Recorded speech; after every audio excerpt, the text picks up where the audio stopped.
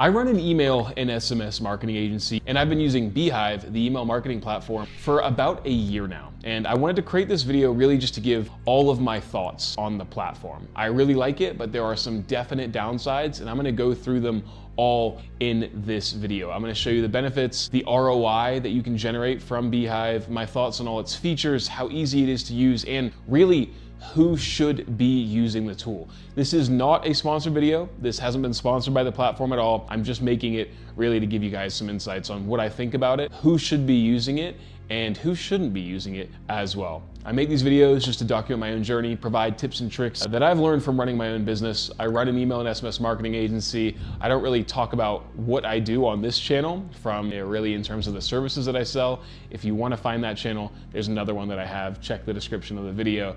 But without wasting any more of your time, let me run into really what Beehive is, my thoughts on it, and all the good, the bad, and the ugly. Let's get into it.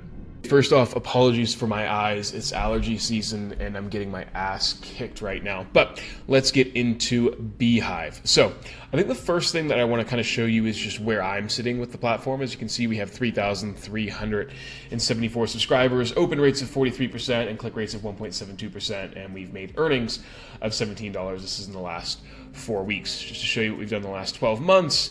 You can see we've been pretty much posting for a long time. Now, I've been posting twice a week for like the last year at this point, so a lot of emails have gone out. Now, the first thing I want to talk about, which probably most of you guys are super interested in, is the monetize section. So within Beehive, you can actually monetize your newsletter with ads on the actual platform. So as you can see here, I've earned $409. And so what Beehive does is it really prevents you with a bunch of opportunities from potential advertisers, and you get paid every time someone clicks on that ad.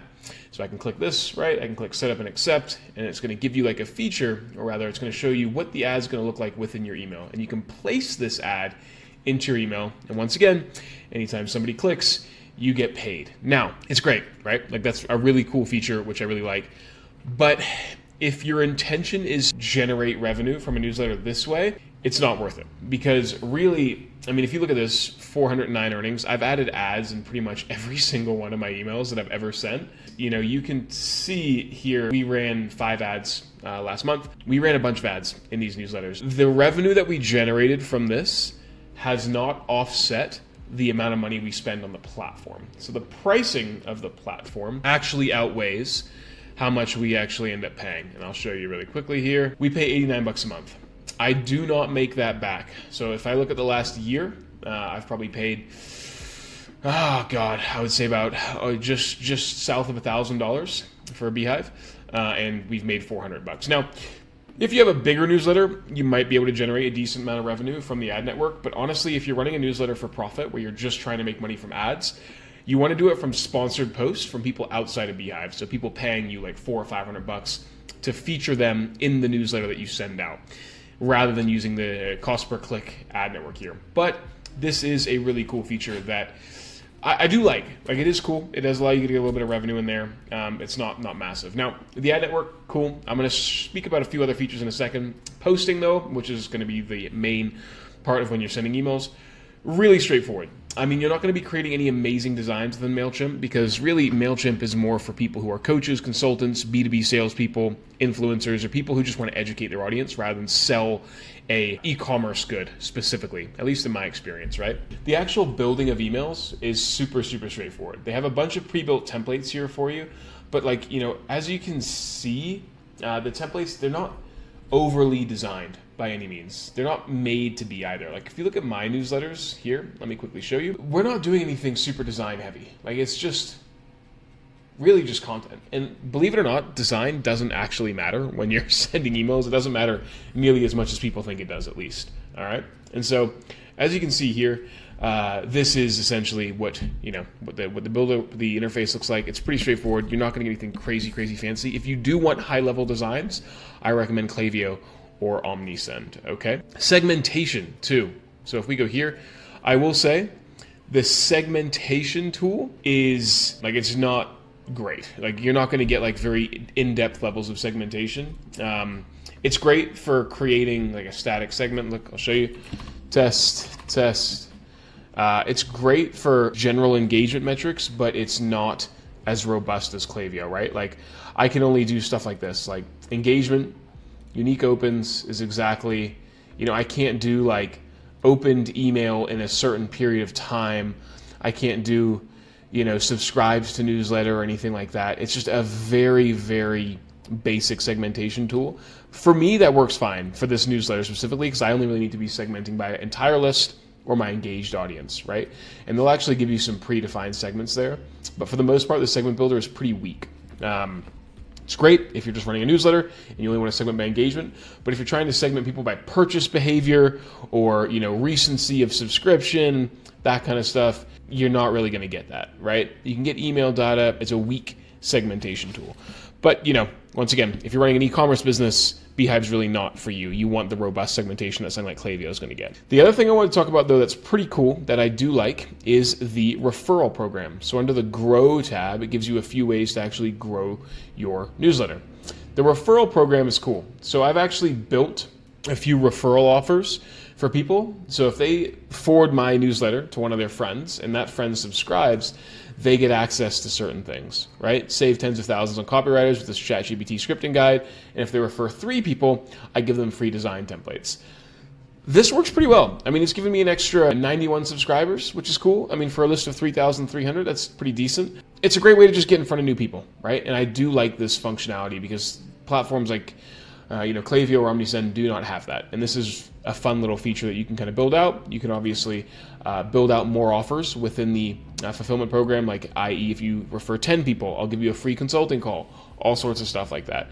Really, really easy to do. I really recommend getting that done. And you can take a look at just the people who actually fulfilled that referral program as well. The other feature too is boosts. So you can pay for ads on other people's newsletters to get subscribers. I don't think this is great. Personally, like if we look at my total spend, I spent $76.50. We got 102 subscribers and 32 verified subscribers. Would I pay that for 100 subscribers, 76 bucks for 100 subscribers?